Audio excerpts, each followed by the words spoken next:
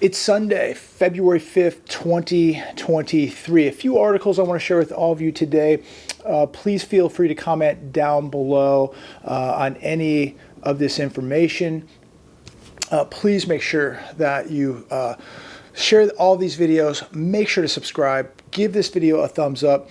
And without further ado, let's get into it. I want to start with this first article coming from the economiccollapse.com. Don't be stupid. The U.S. economy actually lost 2.5 million jobs last month.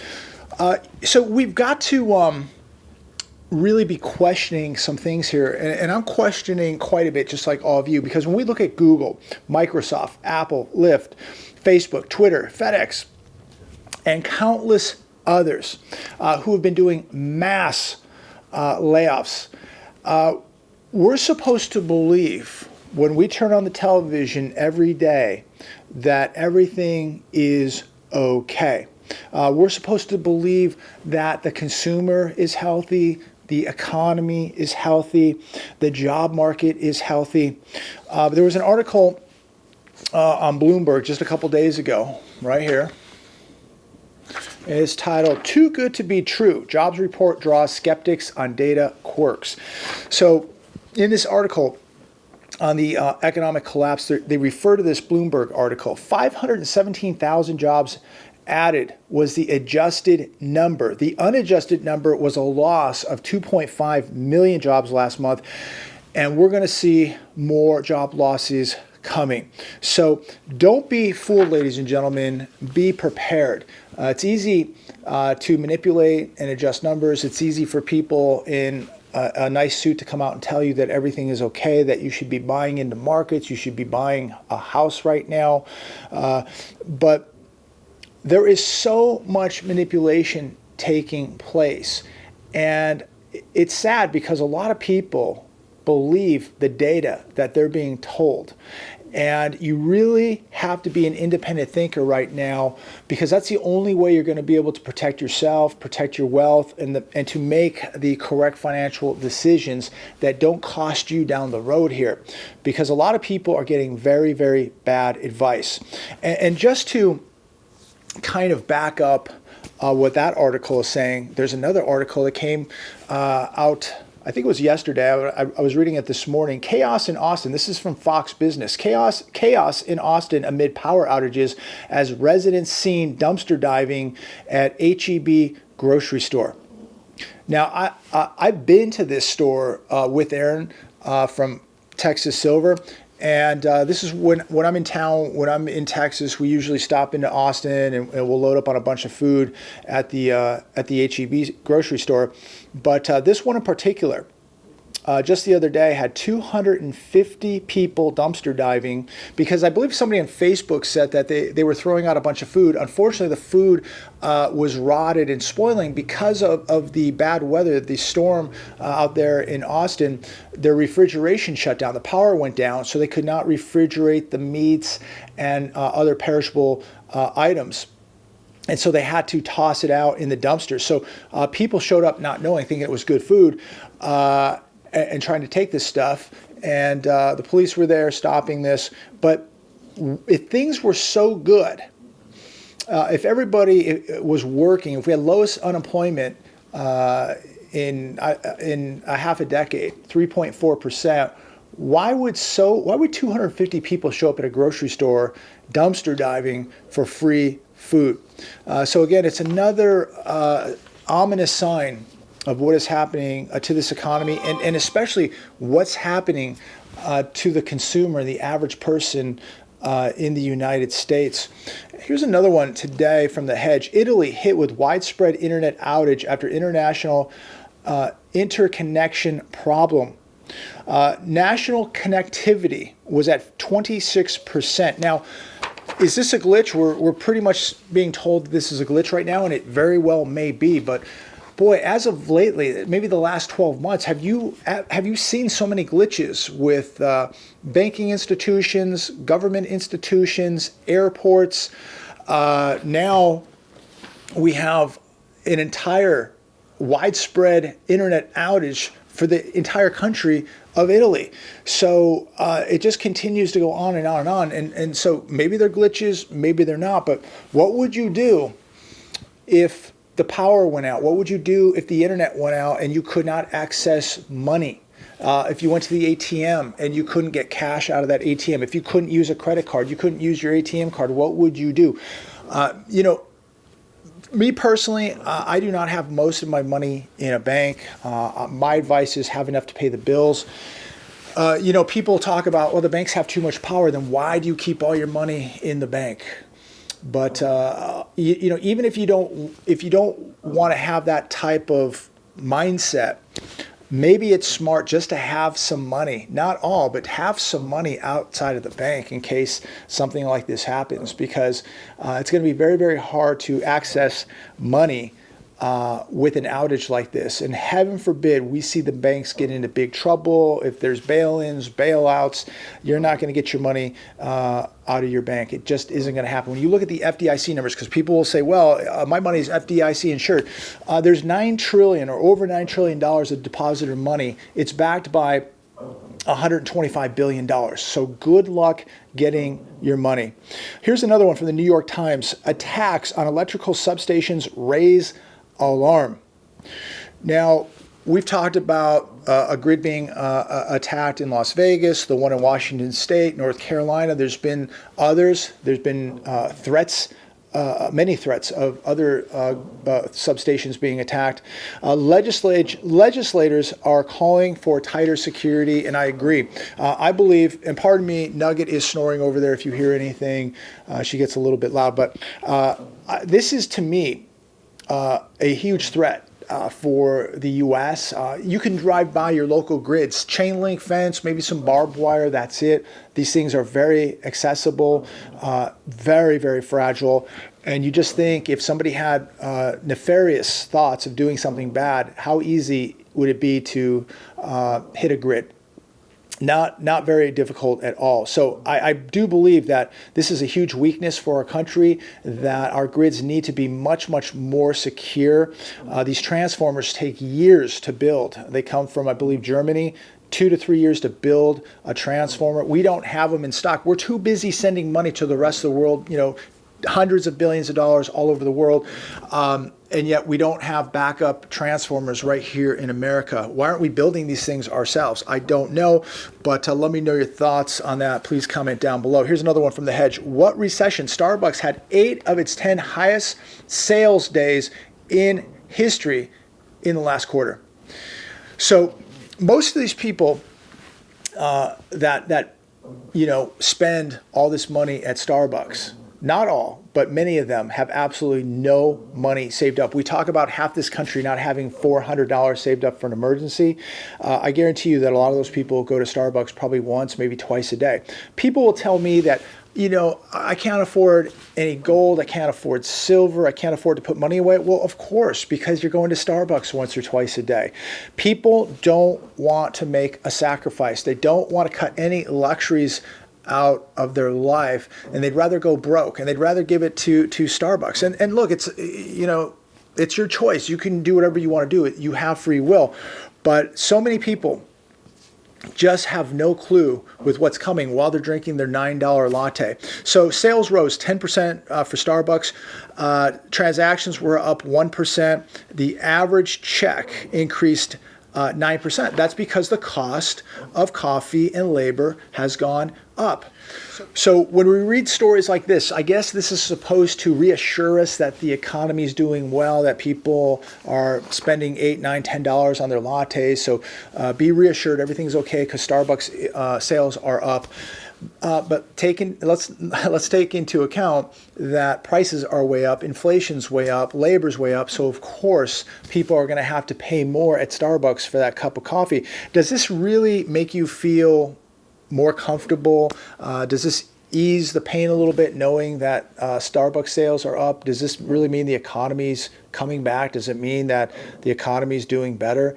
It just means, to me, I think a lot of times people just go, well, I'll have my cup of coffee. It makes me feel better while I'm losing my job, while I have no money. I'll put it on the credit card, or I just won't save any money. I mean, we have a savings rate right now of around 2.2%. People are broke. They don't have any money. They don't have any net worth. They have no assets. They have no cash reserves. And we're supposed to feel better because people are spending $9 on a latte. Pure stupidity. I haven't been to a Starbucks in years, and I don't intend to go to one anytime soon. But that's just me. Look, it's a somewhat free country for the time being. You have free will. You can do whatever you want. Do you go to Starbucks a couple times a week, or do you buy an ounce of silver? That's how I look at it. I'd rather have an asset than a cup of coffee at Starbucks. Me personally, I just go to McDonald's and get, a $2 coffee. I'll finish with this last article coming from The Hedge, Prepping for War. There is no doubt when we look at China, they are preparing for, I believe, a transition to where they are going to be the leader of the global world. I believe that they will have the world reserve currency at some point. When you look at them having the 4 largest banks in the world, the biggest cities in the world, the biggest manufacturers of the world, they hold more physical gold than anybody in the world. It goes on and on and on. And we're the biggest debtor nation on planet Earth. How long before China really takes over the entire world? I mean, they're mining minerals all over the planet. They build more cars than anybody in the world. It's absolutely incredible. But,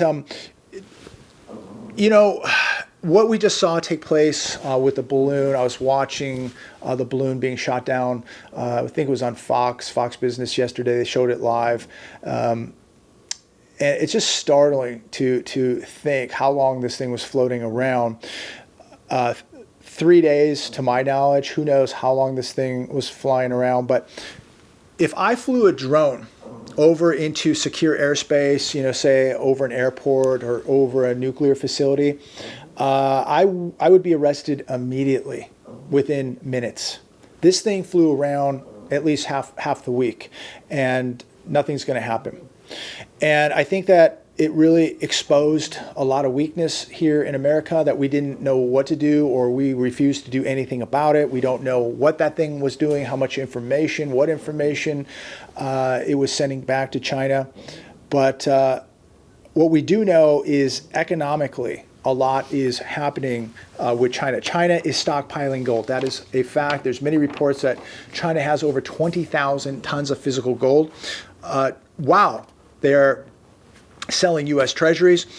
They're going to, no doubt, I think 99% of you have come to the realization that China is going to challenge the U.S. dollar in the future. China is also going to take back Taiwan. I think 99% of you would agree. It's only a matter of time. It's very likely that it could happen this year.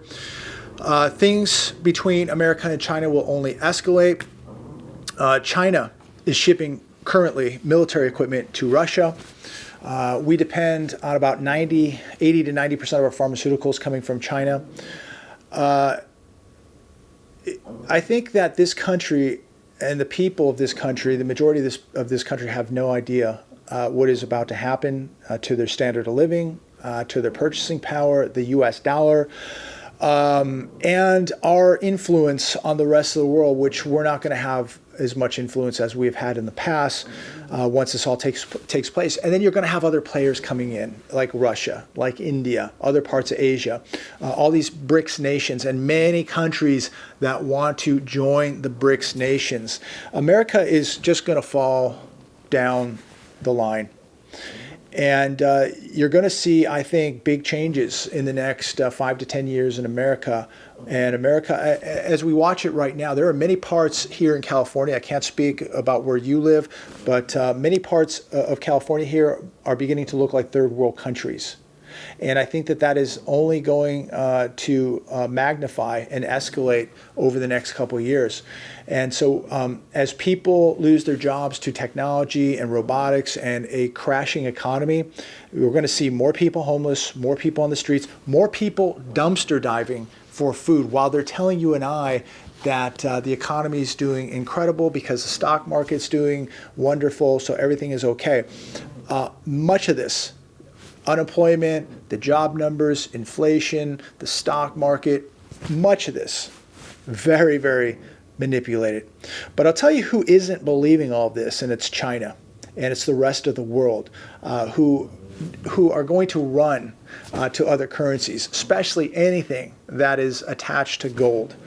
The world has seen the weaponization of the U.S. dollar. The world is sick of what we've done with the U.S. dollar and the 180 military bases we built around the world, the closing of certain countries' banking, and just our influence and somewhat dictator type policies that we have with the rest of the world.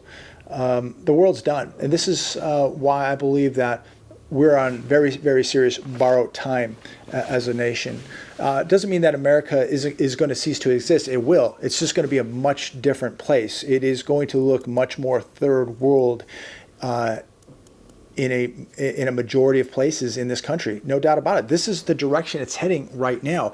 The world is heading to a different direction. America just believes that we're going to be able to retain this forever. And people here believe that we're going to retain the U.S. dollar and purchasing power and be the world's superpower forever, while we have a service sector economy, a GDP based, 70% based on consumption. Think about that. 70% of the U.S. GDP is based on consumption. People, actually probably a little bit higher than 70% now, where consumers are buying goods and services with money they don't have. How in the world, think about that, just use common sense, how in the world is that going to last? You think the rest of the world doesn't see this? You think the rest of the world doesn't see where this is all going? So, look, nobody has a crystal ball. Nobody has all the answers. But I can tell you this, just believing that everything's going to be okay is going to be a very, very bad strategy. Just believing that the U.S. dollar, which has lost 97% of its purchasing power, is the way to go, going to be a bad strategy.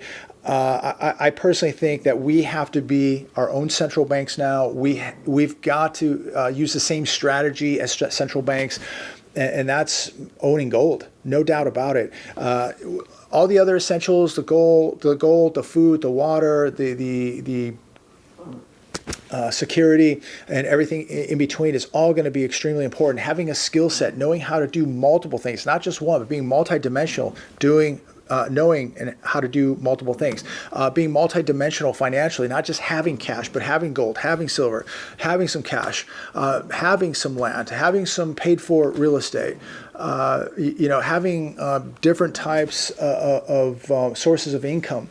All fantastic ideas right now. I think it's so important to be thinking outside of the box right now and to be hustling, grabbing as many side hustles as possible. The people sitting at home on the couch that are going to depend on the system are going to be the biggest losers. They really are. Take this time, get to the gym, get your body in better shape, get out there, work 2 or 3 side hustles, stack cash. Don't go to Starbucks twice a day, and go buy some silver, put some cash away, and continue to learn how to be your own asset, have multiple assets and skill sets that you can offer to people. So when things get really, really tough, people, if you know how to do something, people are going to need your services. There's still going to be money out there. There's still going to be people that are going to need services.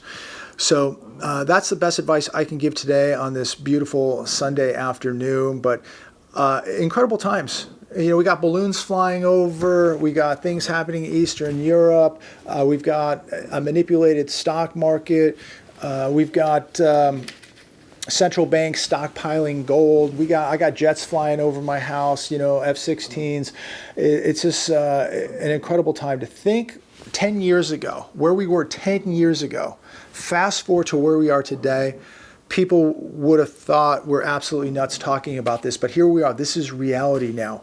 This is reality. And we all have a choice to make here. We can sit back and just go along for the ride and hope for the best, or we think for ourselves, become as financially independent as possible, have a strategy, have a plan, and get ready for what we believe is going to happen, and that is going to be a very, very severe economic downturn, a depressionary type downturn. This, no joke, ladies and gentlemen, with what we're seeing right now in this country, you could definitely see a time here that would be much worse than the Great Depression. And if you think about if something came out of left field, we talk about cyber attacks, we talk about these grids, we're talking about things flying over the country. Who knows what could happen tomorrow or next week that could send everything spiraling out of control. And at that point, you're not getting anything at the stores. You probably don't even want to leave your house to go to a store. The ATM's not going to work. Your internet may not work. This is what could all happen. All this stuff is connected, and it's all connected with your banking. It's all connected with communication. It's all connected with paying bills and buying food. And if it all shuts off, what would you do? Worst case scenario, what would you do? You have to think about that, and at least think about it for your family's sake. Maybe, you can be selfish and say, whatever happens, happens. But if you got kids, you can't be selfish. You got to think about your family, your kids. What if? And again, I could be completely wrong, but look at the warning signs. We just had a balloon flying over this country for God knows how long. And this just showed to me a lot of weakness, a lot of mismanagement, a lot of deficiency. And what's next? What happens next? A lot of bad actors out there. And we are just one episode away from something very, very serious happening that will change your life forever. So be prepared or don't be prepared. That's up to you. Everyone has free will here. But start connecting the dots. This is getting really crazy. And this is reality. This is reality now. And just think about things that are out there that we have no idea, the technology that is out there and how quick things can just be shut down.